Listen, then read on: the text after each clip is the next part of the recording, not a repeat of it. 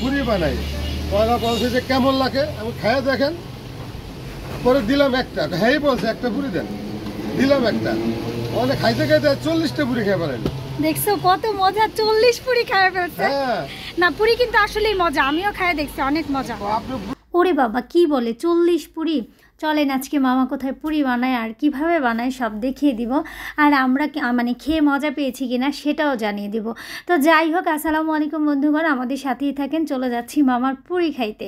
আর আজকে আমরা ভাবছি যে দেখি মামা কোথায় পুরি বানায়। দেখেন খুব ছোট্ট পরিসর একটা টং দোকানে মামা পুরি বানায়, তবে হাইজেনিক মেনটেন করে। এই ব্যাপারটা আমার খুব ভালো লাগছে। চলুন মামার সাথে কথা বলা যাক।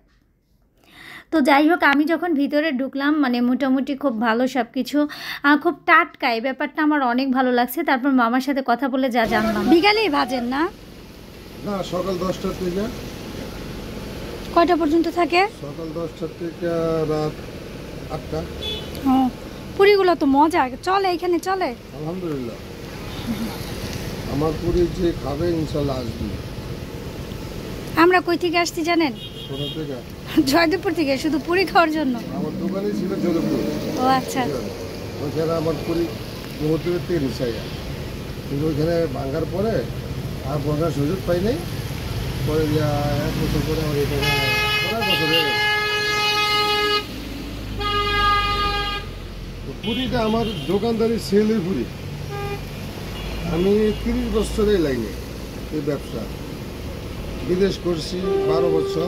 সবাই তো ডাল পুরি বানায়, আপনারটা একটু ডিফারেন্ট মনে হইলো। আলু পুরি ওই দিনকে বাসায় নিয়ে গেছে। আলু পুরি শহরে, ঢাকা শহরে চাকরি করছি ছোটবেলা।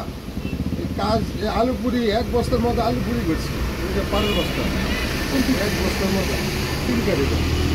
ওইখান থেকে কাজ শিখতে বিদেশ গেছি। বিদেশ শিখা 12 বছর উপরে চলে এলাম। পরে দেশে আমার হোটেল ব্যবসা হলো এই পুরি, আলু পুরি। আমি মূলত আসলে ডাল পুরি খেতেই ভালোবাসি, তবে আলু পুরি যে এত মজা হয় সেটা আসলে এই মামার পুরি না খেলে আমি বুঝতাম না। আমার কাছে ভীষণ ভীষণ ভীষণ ভালো লেগেছে। আমার হাজব্যান্ড একবার আনছিল, মানে পুরিটা খেয়ে আমি এত ফিদা হয়ে গেছি যে ওরে প্রায় সময় আনতে বলি। তো আমি ওকে বললাম যে আমি যাব, কোথায় বানায় আমি একটু দেখতে যাব। তো আজকে চলে আসলাম আমার হাজব্যান্ডকে নিয়ে। সে অবশ্য বারবার আমাকে বলছিল তুমি যাও না, তুমি গেলে দোকানটা দেখলে হয়তো বা তুমি খেতে চাবা না, কারণ অনেক ছোট্ট পরিসরে সে করে। কিন্তু আমার কাছে ব্যাপারটা ভালো লেগেছিল। সে টাটকা টাটকা তেল ঢেলে, তারপর যেদিনের তেল দেখেন তেলটা অনেক অল্প নিয়েছে। এই কারণ আমি জিজ্ঞেস করছিলাম এত অল্প তেল কেন, সে বলে আজকেরটা আজকেই শেষ, বাকি যতটুকু তেল থাকে ফেলে দেবো, কারণ অন্যজনের ক্ষতি করে আমার লাভ নেই। তারপর শোনেন, ওখানে আপনি পুরি বানাই। পয়লা বলছে যে কেমন লাগে, আমি খাইয়ে দেখেন। পরে দিলাম একটা, হ্যাঁ বলছে একটা পুরি দেন, দিলাম একটা। অনেক খাইতে খাইতে 40টা পুরি খেয়ে পারেন। দেখছো কত মজা, 40 পুরি খাইয়ে ফেলছে। না পুরি কিন্তু আসলেই মজা, আমিও খাইয়ে দেখছি, অনেক মজা। আপনি পুরি খুবই সুস্বাদু।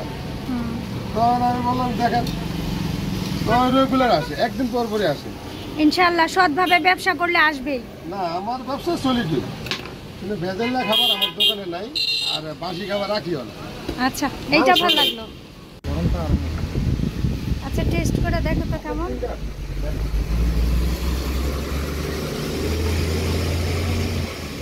কেমন? সত্যিই খুব ভালো ছিল। তার জন্য অনেক দূর রইল, তার ব্যবসার অনেক উন্নতি হোক, আর সবাই যেন তার কাছ থেকে পুরি কিনে খায়। তা যাই হোক, সেই আশায় আজকের ভিডিওটা এ পর্যন্তই ছিল। সবাই অনেক বেশি ভালো থাকবেন, আর যারা সৎ ব্যবসায়ী তাদের জন্য অনেক বেশি দোয়া করবেন, চেষ্টা করবেন তাদের কাছ থেকে কেনাকাটা করার জন্য। সবাই অনেক বেশি ভালো থাকবেন, আমাদের জন্য দোয়া করবেন। আল্লাহ হাফেজ, আসসালামু আলাইকুম।